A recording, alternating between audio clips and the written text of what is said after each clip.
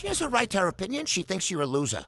She thinks that you're taking property that belongs to her parents. That's her thought. She can say that. She can shout it. She could put it on Facebook. She could do whatever she wants to do with it if it's a legitimate thought. Do you understand you have no right to touch her? I didn't plan on it, ma'am.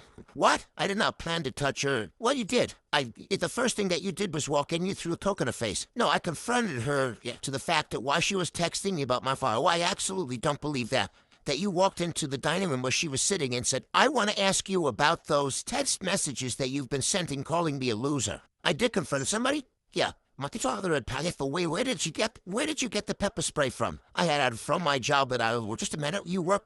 I also do repo, and I was working with my son-in-law that I work with him that we carries pepper spray. Where do you keep it? In my pocket. Keep it in your pocket. Yes. You were out shopping with your wife. That's what she just told me, but she remembered, right? If you weren't repoing a car or a boat or a plane or doing construction, I do carry it in my possession to you. Yes. Or do you keep it in the car? No, it stays in my pocket. Really? Okay, and you did spray her with the pepper spray because that's what the officer saw. No question. That was after that she had threatened me in the kitchen with the butcher knife. It says right there that her mother had taken it away from her. And the whole reason I went to... I might ask for you a question. I'm not listening to you right now. Okay, so when everybody's mind was fresh, this is what the officer observed, and this is what was told to the officer.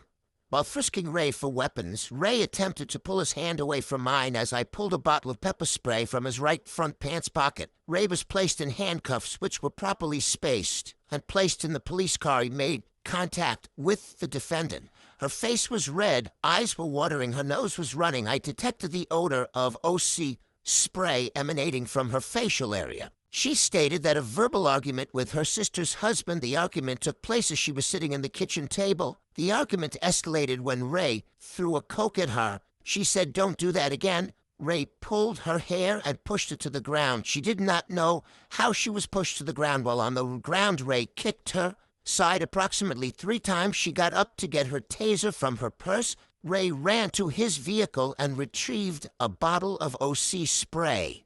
Stephanie's mother told Stephanie to go to the garage. Once outside the residence, Ray applied force to Stephanie by spraying her in the face with OC spray. When she was sprayed, her sister began to rub the OC spray into her eyes. Stephanie was kicked in the head by someone after biting Christina. Okay, now, you see, your husband says exactly what happened. Listen carefully. Your husband said he walked in, and the first thing that he did, first physical thing that happened, was he threw his Coke at her face. That's what he says. Is he telling the truth? Yes, ma'am. Is he telling the truth? Let me tell you what you told the police. Because you may be foggy, but you were cunning enough to tell this to the police.